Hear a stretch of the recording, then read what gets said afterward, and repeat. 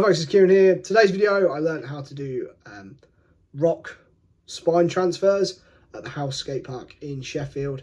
They've got this lovely little spine transfer in their mini ramp room, and as soon as I saw it online, saw pictures of it and stuff, I was like, yeah, I'm definitely, that was one of my big goals for that day, was to skate that obstacle and do my first spine transfer. It's something that I've never done before.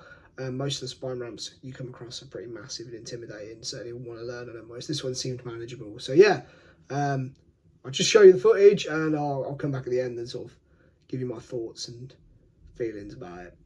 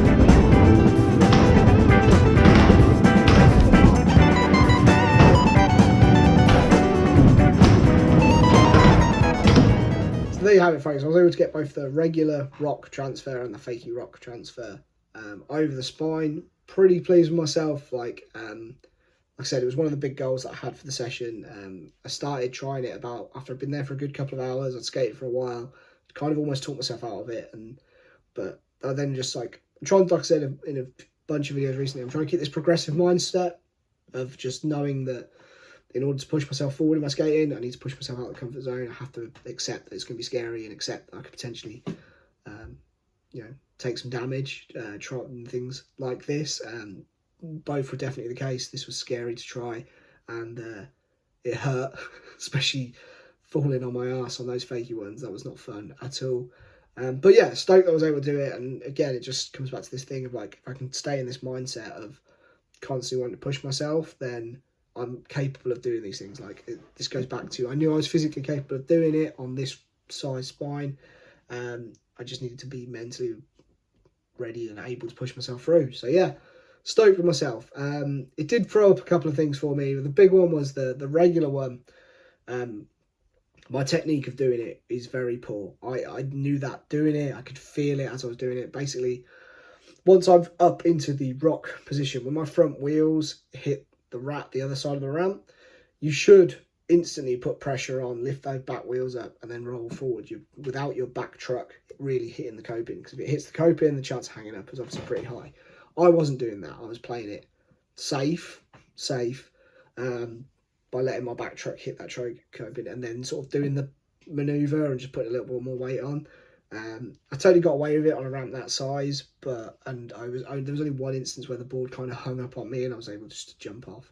But if I was on a bigger ramp or with like a chunkier coping or something like that, I'd definitely have eaten shit. I wouldn't have landed it, basically. I'd have hung up and pitched myself to the bottom. So something I need to work on. I don't do switch rocks very often. I can get out of them. It's fine. Obviously, it's part of doing backside disaster, which I learned recently. But my technique isn't very good. So need to work on that. Just need to work on not like rolling in and just leaving a bit, but really like levering myself in like I do on a rock fakie. My rock fakie technique, on the other hand, is pretty spot on. And yet I still managed to die doing that. Like I really had to push myself to do it a second at a time. Doing it fakey over that spine was way freakier than I thought it would be. I thought that would be easier, like technically easier than the other one, but no, it definitely wasn't. So yeah, stoked I've done it though. They won't have much opportunity to practice. There isn't that many spine ramps around me, certainly not of that size and height. Like, that one was perfect for learning and feeling out the technique and just what it feels like to go over a spine. But yeah, like I said, I'm not going to be able to practice it enough. There's not one around me that I'm instantly like, oh, I'm going to try that one. But yeah, we'll see how we go over time. I'd love to have tried a few more different variations. Maybe next time I go, once I've built up a bit more consistency with some other mini ramp tricks that I can use to get over that can be adapted to be like spine transfer tricks, things like fakey axle stalls and stuff like that. I'd love to give them a go, but it won't be until I come across a ramp like that or go back to Sheffield, because that's the perfect one to do it on. So yeah, all in all though, pretty stoked with myself. Like I said, it was one of the big goals I had for the session. I really made a point of sort of doing it, so to go there and get it done was awesome. And yeah, next time I go, I'll definitely make a point of doing it again, and maybe we'll try something different. I really want to learn how to do like a blunt transfer. So you come up one side of the spine, go into a blunt stall, and then it's a tail stall dropping from the other side. That would be sick. But yeah, maybe another time. So anyway, folks, huge thank you for listening to me ramble on. If you haven't noticed, I'm really ill, full of cold. I've got conjunctivitis, my eyes are all ganky and stuff. So thanks for sitting and listening to me waffle. Yeah, I hope you guys enjoyed the video. Any ideas for things to try on the spine, or thoughts, tips, pros, anything like that, just drop it down in the comments below. I massively appreciate all the support I get from you guys, and your advice is so invaluable. So yeah, please do that. If you're new to the channel, please consider it, subscribe, and don't forget to hit like. And yeah, thanks again for listening to me waffle. I've talked for 3 times as long as I skated in this video, so it's about par for the course for me. But yeah, see you next time, folks.